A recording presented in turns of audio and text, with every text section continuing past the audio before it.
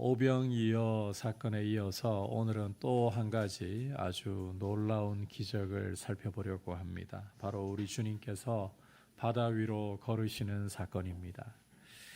오병이어 사건 후에 주님은 제자들을 재촉해서 바다 건너편 벳세다로 가게 명하셨고, 당신은 뒤에 남아서 무리를 흩어 보내시고 홀로 기도하러 산에 가셨습니다. 요한복음 6장을 참고해 보면 오병이어 사건 후에 사람들의 눈빛이 바뀌었습니다. 이러한 분이 우리의 왕이 된다면 우리가 더 이상 굶주릴 일이 없겠구나. 그래서 예수님을 억지로 왕을 삼으려고 그렇게 이 눈빛부터가 기대에 차서 반짝반짝이고 있었습니다. 하지만 주님은 그런 기대에 부응하지 않으시고 오직 하나님 아버지의 뜻에 초점을 맞추기를 원하셨습니다. 그래서 무리를 흩어보내시고 산으로 홀로 기도하러 가신 것이었습니다. 자, 이런 상황에서 마가는 다시 갈릴리 바다로 시선을 돌리고 있는데 제자들에게 문제가 발생했습니다. 어떤 문제가 발생했고 또 어떤 상황으로 이어지는지 우리가 함께 살펴보면서 주시는 메시지를 듣도록 하겠습니다. 자, 48절 전반부를 보시면 배 타고 바다로 나간 제자들에게 어려움이 닥친 것을 우리가 볼 수가 있습니다. 제자들에게 닥친 어려움이란 바로 바람이었습니다. 바람이 거스름으로 제자들이 힘겹게 노를 저어야 했던 것입니다. 앞서 보았듯이 이것은 주님이 명하셔서 나선 길입니다. 그것도 주님이 재촉까지 하셔서 이 뱃길을 나선 것이었습니다. 자, 그런데 왜 바람이 거스르는 힘겹게 노를 저어야 하는 이런 고난이 따른단 말입니까? 자, 그런데 이 고난 속에서 주님이 보여주시는 것이 있습니다. 결론부터 말씀드리면 주님이 누구이신가? 주님이 어떤 분이신가? 바로 이것을 제자들에게 보여주려고 하신다는 것입니다.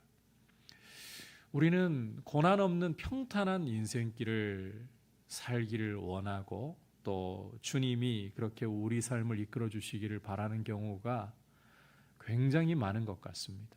아니, 대부분인 것 같습니다.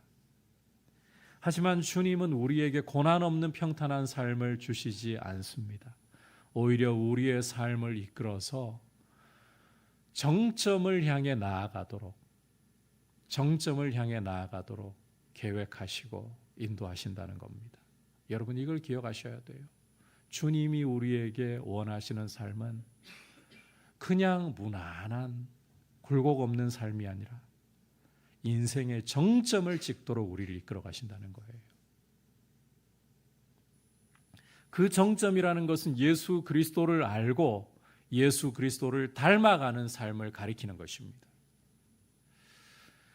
제가 휴가 기간에 생각도 좀 정리할 겸 한라산에 등반을 했었습니다. 초행이기도 하고 또 짐을 너무 많이 진 나머지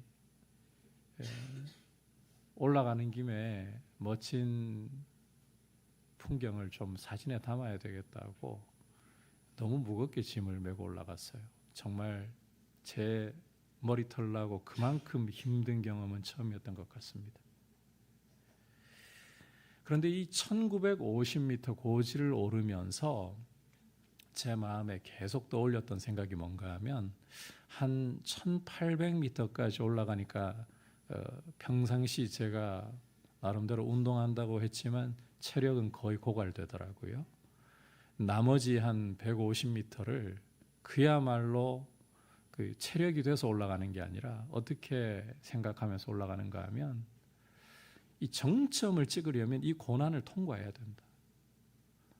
제 이 가방을 맨 어깨 근육에 이전에 겪어보지 못했던 통증이 올라오고 허벅지와 종아리는 터질 것 같아요. 하지만 이 고생을 통과해야 정점을 찍을 수 있고 백록담을 볼 수 있다. 그런데 여러분, 이게 인생도 마찬가지인 것 같습니다. 우리 주님이 우리를 인생의 정점을 찍도록 이끌어 가시기를 원하시는데 인생의 정점을 찍으려면 고난이 불가피하다는 거예요. 우리 마음 같아서는 그냥 주님 인생 정점도 필요 없고 그냥 무난하게 평탄하게 좀 쉽게 좀 살아가면 안 되겠습니까?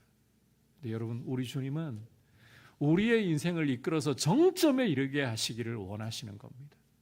그런데 그 정점을 찍으려면 고난의 시간이 꼭 필요하다. 그런데 여러분, 이걸 기억하셔야 돼요. 우리 성도들의 고난은 고난으로서, 고생으로서 끝나는 것이 아니라 반드시 주님을 닮아가는 정점을 찍도록 주님이 이끌어 가시고 실패하지 않게 하신다는 이 믿음을 가지고서 주님 바라보면서 한 걸음 한 걸음 우리 힘으로 돼서 가는 게 아닙니다. 인내하며 주님 바라보며 가는 것입니다. 그렇게 주님 주시는 귀한 삶을 이루어 가시기를 축복합니다. 자, 이제 다시 말씀으로 돌아와서 바람과 물결 때문에 고난 중에 있는 제자들에게 주님이 어떤 모습을 보여주시는가 우리 함께 보겠습니다. 48절 한 목소리로 읽어보겠습니다. 시작. 바람이 거스름으로 제자들이 힘겹게 노젓는 것을 보시고 밤 사경쯤에 바다 위로 걸어서 그들에게 오사 지나가려고 하시매. 자, 함께 읽은 말씀을 통해서 확인할 수 있는 것은 오병이어의 기적을 행할 때가 저녁 무렵이라고 했습니다. 그런데 이제는 밤 사경쯤 된 시간입니다. 이 밤 사경이라는 것은 대략 새벽 3시부터 해서 6시까지의 시간을 가리키고 있습니다. 이 시간적으로 우리가 제자들의 상황을 살펴보아도 참 이 파도에 갇혀서 고생했겠구나 보이시죠? 저녁 무렵부터 새벽 아무리 빨라도 3시입니다. 도대체 몇 시간을 이 파도 속에 갇혀 있었단 말입니까? 자, 이런 상황에서 이제 주님은 제자들이 힘겹게 노젓는 것을 보셨습니다. 보셨다는 겁니다. 비록 주님이 제자들을 따로 보내기는 하셨지만 우리 주님의 눈은 한순간도 한시도 제자들을 떠나지 않으셨다는 거예요. 제자들을 주목하고 계셨습니다. 뿐만 아니라 주님은 그들에게 오셨습니다. 주님의 눈이 제자들을 주목하고 보고 계실 뿐만 아니라 주님의 발이 제자들을 향하셨던 것입니다. 여러분, 우리 주님은 결코 우리의 고난을 못 보시거나 우리가 고난 속에 홀로 침몰하도록 내버려 두시지 않습니다. 고난 중에 있는 우리를 주목하시고 고난 중에 있는 우리에게 찾아오셔서 우리와 함께 하시는 분이십니다. 그만큼 우리 주님은 당신의 백성을 사랑하시고 당신의 백성을 돌보시는 긍휼히 여기시는 분이시라는 거예요. 여러분, 이 사실이 참 중요합니다. 왜냐하면 이 당시에 이방의 신들은 그 신을 섬기는 사람들에게 희생을 요구하고 그렇지 않으면 재앙을 내리는 신들이기 때문입니다. 하지만 우리 주 예수님은 당신의 백성을 불쌍히 여기시고 당신의 백성을 위하시고 당신의 백성을 위해서 오히려 헌신해 주시는, 희생해 주시는 분이기 때문입니다. 바로 그 증거가 우리 죄를 대신 짊어지시고 십자가에 우리 위에 죽으신 것 아닙니까? 우리를 사랑하시고 우리를 불쌍히 여기시는 주님, 여러분 고난 중에 우리를 주목해 주시고 우리에게 찾아오시는 그 우리를 향한 긍휼을 가지신 주님을 주목해서 보셔야 합니다. 이게 고난 가운데 견뎌낼 수 있는 우리의 힘입니다. 우리 실력, 우리 영적인 체력이 돼서 견딘다고요? 진짜 인생의 큰 고난 만나보십시오. 그것도 다 부질없습니다. 주님의 그 자비하심이 견뎌낼 수 있는 우리의 힘이지 우리 어떠함이 아닙니다. 자, 그런데 이렇게 말씀을 드리지만 48절 말씀 여러분께서 주목해 보시면 끝부분에 굉장히 좀 곤란하게 느껴지는 표현이 하나 있어요. 주님이 제자들에게 오시는 것까지는 좋은데 지나가려고 하신다. 이 표현이 굉장히 좀 불편하게 느껴져요. 아니, 제자들에게 지금 주목하시고 찾아오셨잖아요. 그런데 왜 지나가려고 하시냐고요. 여러분, 우리말 어감이 이 지나간다고 하면 어떻습니까? 목적지가 제자들이 아니고 제자들 스쳐 지나가 버리는 거잖아요. 목적지는 딴 데 있다는 거잖아요. 그래서 아니, 주님 눈이 우리를 주목하시고 주님의 발이 우리를 찾아오셔서 고난 중에 있는 우리를 도우신다, 이렇게 생각하려고 이 말씀을 은혜롭게 보다가 갑자기 지나가려고 하신다고? 여기서 굉장히 마음이 불편해질 수도 있을 것 같아요. 그런데 이 지나간다라는 표현이 여러분 구약 성경에서 굉장히 중요하게 쓰인 곳이 있습니다. 바로 출애굽기 34장입니다. 출애굽기 34장을 보시면 모세가 하나님께 영광을 보여달라고, 자신이 하나님의 은총을 입은 사람이라는 증거를 보여달라고 하나님께 간구하는 장면을 볼 수가 있습니다.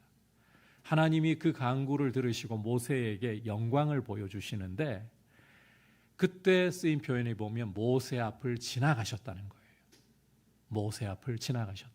물론 하나님의 얼굴을 보고 살자가 없기 때문에 모세를 한 반석 위에다가 두시고 지나가실 때에 하나님의 손으로 모세를 덮으시고 하나님의 등을 보게 하셨긴 하지만, 자, 이 지나간다는 표현이 언제 사용되었느냐? 하나님의 영광을 보여주실 때 지나가신다라는 이 표현이 사용이 되었어요.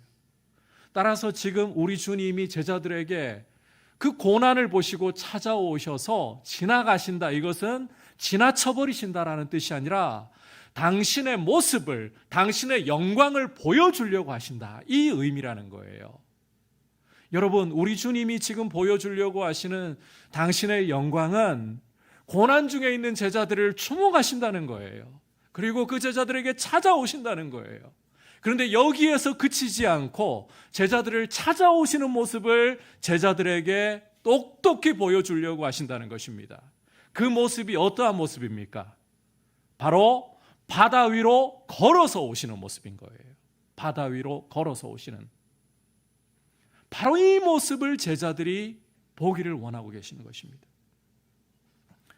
여러분, 주님이 제자들을 불쌍히 여기시는 것 굉장히 중요합니다. 제자들을 그 눈으로 주목하고 계시고 제자들에게 찾아오시는 것 굉장히 중요한 일입니다. 그런데 여러분, 이 불쌍히 여기시는 주님의 성품에도 불구하고 주님이 능력이 없으시다. 그러면 어떻게 되는 겁니까? 불쌍히 여기는 걸로 끝나버리는 거예요. 감정적인 위로 정도로 끝나버리는 거예요. 그런데 우리 주님의 모습을 보십시오. 그분은 바다 위로 걸어서 오고 계십니다. 이걸 바꿔서 말하자면 바다의 파도를 그 발로 밟으시면서 지금 제자들에게 다가오고 계시는 것입니다. 여러분, 이것은 우리 주님이 바람 때문에 일어난 물결을, 제자들을 괴롭히고 그 오랜 몇 시간 동안을 제자들을 고난을 주던 그 파도를 밟으시면서 오신다는 거예요. 정복하시면서 오신다는 거예요. 바로 이 모습을 보여주시려고 지나가신다는 것입니다. 이 영광을 보게 하시려고 지나가신다는 거예요. 여러분, 우리 주님은 당신의 백성이 겪는 어떠한 문제라 할지라도, 인생의 어떠한 고난이라도 능히 그 발로 밟으실 수 있는, 정복하실 수 있는 능력을 가지신 분이십니다. 주님이 밟지 못할, 주님이 정복하지 못할 문제는 없음을 여러분 굳건하게 믿으시기를 바랍니다. 우리 주님에게서 바로 이 모습을 주목을 해야 되고, 이 능력의 주님, 주님의 이 능력을 우리가 보아야 한다는 거예요. 우리 고평교회로 가시는 허문영 목사님, 노진주 사모님, 바다를 밟으시고 찾아오시는 주님 바라보시기를 축복합니다. 목회에 고난 없는 목회를 기대해서는 안 됩니다. 우리 성도님들의 삶도 참 고난과 함께하지만 목회자도 마찬가지입니다. 교회는 항상 문제와 함께 갑니다. 이 이상의 교회에 문제 없기를 바라면 그게 이상한 거예요. 중요한 거는 그 고난 중에 이 목회가 목회자의 실력으로 되는 게 아니더라고요. 제가 이제 햇수로 17년째 접어들고 있는데 이 17년의 길을 걸어오면서 문제 해결한 게 제 실력으로 해결한 게 아니라 문제 부딪힐 때에는 이게 사실 문제라는 게요, 제 능력 안에 있는 걸 문제라고 부를 필요는 없잖아요. 제 능력 밖으로 벗어나 버릴 때 이제 문제가 되기 시작하는 거죠. 그때마다 해결이 돼요. 제가 잘해서 해결이 되는 게 아니고 해결이 돼요. 그때 제가 할 수 있는 건 하나밖에 없었어요. 주님 앞에, 주님 이거 주님 교회지 제 교회 아닙니다. 민들레 교회 주님 거지 제 거 아닙니다. 주님 약속하셔서 세우셨으니까 주님 이 문제는 제 능력 밖입니다. 주님이 해결해 주십시오. 이게 그 고난의 와중에 있을 때는 굉장히 고통스러워요. 어떻게 지나갈지 막막해요. 그런데 어느 순간 이게 다 풀어져 버려요. 주님이 발로 문제의 파도를 밟고 찾아오십니다. 그 주님 기다리고 그 주님을 바라보는 것이 우리에게 너무너무 중요한 것입니다. 그런데 여러분, 이걸로 우리 주님을 전부라고 생각하시면 안 돼요. 이 바다의 파도를 밟고 계시는 이 모습은 이스라엘 역사 가운데 너무나도 중요한 사건을 떠올리고 있습니다. 여러분, 이스라엘 역사 가운데에 바다의 파도를 밟으며 정복해 버리시는 역사적인 사건이 있었죠. 뭔가요? 바로 출애굽 당시에 하나님이 홍해를 갈라서 이스라엘을 마른 땅으로 행하게 하셨던 사건 아닙니까? 고대 근동 지역에서 깊고 검푸른 물은 그 아래에 리워 야단 혹은 라합이라고 불리는 용이 살고 있고, 이 용이 자신을 노하게 한 사람을 파도를 일으켜서 물에 빠뜨려 죽인다라는 이런 고대 근동인들의 생각이 있었습니다. 물론 미신입니다. 신화에 지나지 않습니다. 하지만 성경 기자들은 설령 그러한 리워야단이라는 라합이라는 용이 실제한다 할지라도, 실존한다 할지라도 여호와는 바다의 파도를 밟으시면서 그 리워야단을 날랜 칼로 죽이시는 분이시다. 그리고 그 증거가 바로 홍해를 갈라 그 물이 벽이 되게 하시고 이스라엘을 마른 땅으로 건너가게 하신 거예요. 제가 이 홍해 사건 그린 영화나 애니메이션 보면서 늘 아쉬운 게 뭔가 하면 성경은 분명히 이스라엘이 마른 땅으로 건너갔다 그러거든요. 그런데 영화에는 항상 보면 물이 나무예요. 이 질퍽질퍽한 거기에 뭐 이게 수레바퀴 끼어가지고 끙끙거리면서 밀고, 아니에요. 마른 땅으로 건너가게 하셨다고 성경은 증거하고 있습니다. 그 정도로 바다의 파도, 리워야단이 일으키는 그 파도를 하나님은 밟아버리시고 정복한 분이시고, 그 사람들을 두렵게 하는 그 용, 그 리워야단의 머리를 날랜 칼로 찔러서 격파하시고 죽이시는 분이시다.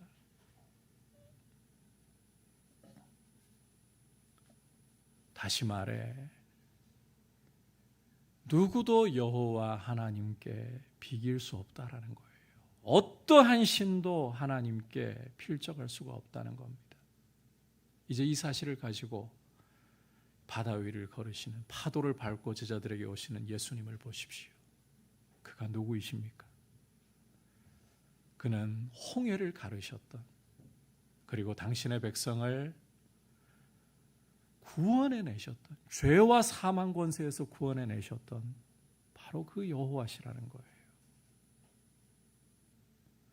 여러분, 나사렛 예수, 눈으로 볼 때 목수의 아들에 지나지 않으나 그는 제자들의 모든 문제를 발로 밟으시는 능력 있는 분이시며 거기에서 그치지 않고 바다의 파도를 정복하시는 당신의 백성을 죄와 사망 권세에서, 모든 어둠의 권세에서 건져내시는 하나님이시다. 이걸 보라는 것입니다. 이 영광 보여주시려고 우리 주님은 바다 위를 걸어오셔서 지나가시려고 했던 것. 보라, 보라라는 메시지인 거예요. 그저 바다 위를 걸으시다니 놀랍다. 이 반응 위한 게 아닙니다. 주님의 영광을 보라는 것입니다. 주님이 어떠한 분이신가를 보라는 겁니다. 여러분, 이게 고난 중에 너무너무 중요한 시선인 거예요. 주님은 우리에게 고난 없는 그저 평탄한 삶이 아니라 고난 중에 이런 영광을 보여주시고, 이 영광의 주님을 바로 우리 주님이라는 사실을 알도록 이끌어가고 계시는 것입니다. 정점을 향해, 그 주님을 바라보고 주님을 알아가는 인생의 정점을 향해 나아가도록 이끌어 주시는 것입니다. 이 주님을 바라볼 수 있기를 축복합니다. 이제 마지막으로 제자들의 모습을 살펴보도록 하겠습니다. 49절 보시면 바다 위로 걸어오시는 주님을 보고 제자들 어떤 반응 보이고 있습니까? 유령이라 하면서 소리를 지르고, 이어지는 50절 보시면 그들이 다 예수를 보고 놀람이라고 할 정도로 예외 없이 전부 다 제자들이 한 사람도 주님 못 알아보고 충격만 받고 있습니다. 상식적으로 이해됩니다. 여러분, 우리가 제자들의 입장이라고 한번 생각해 보세요. 칠흑같이 어두운 밤 바다에서 그들이 의지할 수 있는 것은 그들이 배에 가지고 있는 등불이 전부일 겁니다. 그런데 멀리서 사람의 형체 같은 것이 물 위로 나타나서 다가오고 있습니다. 유령이라고 생각하지 않으시겠습니까? 당연한 일이에요, 상식적으로는. 따라서 50절 후반부를 보시면 우리 주님이 너무 충격받고 놀라니까 내니 두려워하지 말라, 안심하라, 내니 두려워하지 말라, 이렇게 제자들에게 자신이 누구신가를 보여주시면서 배에 오르셨어요. 그러자 바람이 그쳤습니다. 자, 그런데 문제는 이런 상황까지 보고도 51절 보시면 제자들이 마음에 심히 놀랄 뿐이었다, 이 이상 없다는 겁니다.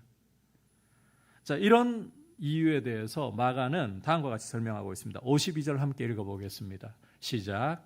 이는 그들이 그 떡 대시던 일을 깨닫지 못하고 도리어 그 마음이 둔하여졌음이로라.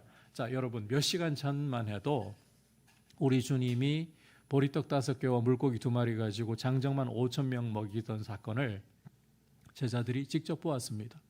이거 여러분 부정할 수가 없어요. 그때 혹시 허상을 보았던가 착각에 빠졌던가 그럴 수 없어요. 왜?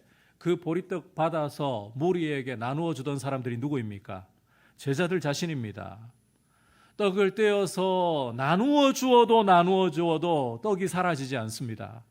물고기 2마리 나누어 주어도 사라지지 않습니다. 그걸 몸소 손의 감각으로서 눈으로서 보고 느꼈던 그 장본인들이 바로 이 제자들입니다. 그런데 이제 그 일을 보고서도 제자들은 몇 시간이 지난 후에 깨닫지 못하고 있습니다. 여러분, 제자들이 왜 이 모양이냐고 손가락질할 수도 있겠지만 사실 이게 우리 인생의 모습이에요. 여러분, 우리 인생은 영적이고 신령한 것, 좋은 것에 대해서는 돌아서면 잊어버립니다. 돌아서는 순간에. 요즘 새벽 말씀에 에스라 말씀 보고 있잖아요. 하나님께서 바벨론 포로에서 이스라엘을 돌아오게 하시고 성전을 건축하게 하셔서 숨 쉴 수 있도록 은혜를 베풀어 주셨는데, 그 포로에서 돌아온 이스라엘 백성이 조금 숨쉬게 되니까 이방 여자들하고 결혼을 하는 겁니다. 에스라가 조금 소생할 틈을 주셨습니다. 그런데 우리가 이런 죄를 지었으니 뭐라고 주님께 더 할 말이 있겠습니까? 탄식할 정도가 됩니다. 여러분, 그게 남의 이야기라고 생각하지 마십시오. 우리 숨 쉴 틈만 나면 영적으로 둔감해지고 제자들처럼 둔감해지고 좋은 것, 신령한 것을 잊어버리는 게 우리의 모습입니다. 부정하고 싶지만 그게 우리 모습입니다. 우리 주님 이거 다 알고 계십니다. 이런 우리 모습인 줄 아시면서도 포기하지 않고 찾아오셔서 보여주고 또 보여주고 하시는 거예요. 여러분, 우리는 이렇게 포기하지 않으시는 주님께 무뎌지고 실패하고 넘어져도 또 일어나서 또 주님 따라가는 게 중요합니다. 포기하지 않는 게 중요한 겁니다. 한라산 이야기하면서 좀 마무리를 지을게요. 포기하지 않고, 제가 말씀드렸죠. 1800m에서 이미 체력은 고갈되었다고요. 그런데 그냥 이게 제 다리인지 뭔지 그냥 한 걸음 한 걸음 옮기다 보니까 결국에는 1950m 백록담이 보이더라고요. 내려올 때 체력 없죠. 전환 당하고 싶더라고요. 전환 당하면 옆에 그 레일이 있는데 그 수송 물자 나르는 거 있죠. 태워줄 것 같더라고요. 전환 당하고 싶은데 어떻게 내려왔느냐. 내려가야지 어떻게 하겠어. 이 생각으로 가는 거예요. 여러분, 우리 인생 살아가는 거 마찬가지입니다. 우리 실력으로, 우리 걸음으로는 그냥 픽픽 쓰러집니다. 그게 정상입니다. 근데 이런 모습 알고 우리 주님 포기하지 않고 우리 붙들고 계시기 때문에 중요한 것은 비록 힘이 없는 다리라 할지라도 걸음을 주님 바라보며 내딛는 겁니다. 포기하지 말아야 합니다. 주님은 여러분 포기하지 않으시는데, 우리도 비록 우리의 힘이 없고 우리 실력 뻔하지만 주님 따라 포기하지 않고 한 걸음 한 걸음 내딛을 때에 주님은 우리를 주님을 닮은 귀한 모습으로 하늘의 영광과 능력을 아는 사람들로 변화시켜 주셔서 오늘 이 감사주일에 우리가 주님 앞에 감사를 생각하면서 왔잖아요. 여러분의 인생의 그 정점에 이르러 돌아볼 때에 모든 것이 주님의 은혜였고 감사일 뿐입니다. 이렇게 여러분들을 이끌어 가실 줄 믿습니다. 이 자비하신 주님 바라보면서 여러분, 주님도 포기하지 않으시는데 여러분을 포기하지 마십시오. 지치고 넘어져도 십자가 붙들고 또 일어나 포기하지 말고 내딛으십시오. 그게 우리 신앙의 모습이어야 되는 겁니다. 포기하지 않으면 주님이 여러분들 아름다운 작품으로 만들어내실 줄 믿습니다. 이 주님 붙들고 한 걸음 한 걸음 우리 서로 격려하면서 포기하지 말자 격려하면서 주님이 이끌어 가시는 정점으로 나아가시길 축복합니다. 오늘 오병이어 사건 후에 우리 주님이 바다 위를 걸어서 제자들에게 오시는 장면을 통해 주시는 메시지 들었습니다. 여러분, 고난은 주님을 알고 주님 닮아가게 하는 인생의 정점으로 이끄시는 과정입니다. 우리 주 예수님은 모든 고난을, 우리의 모든 고난을 그 발로 밟으시는 능력의 주님, 또 만물을 창조하시고 만물을 주관하시며 당신의 백성에게 구원을 주시는 주님이십니다. 우리는 쉽게 깨닫지 못하고 참 둔해지기 쉬우나 여러분, 포기하지 않으시는 그 주님 따라서 포기하지 않고 걸어가는 게 중요합니다. 그렇게 주님과 함께 귀한 인생으로, 빛나는 인생으로 세워지시길 축복합니다.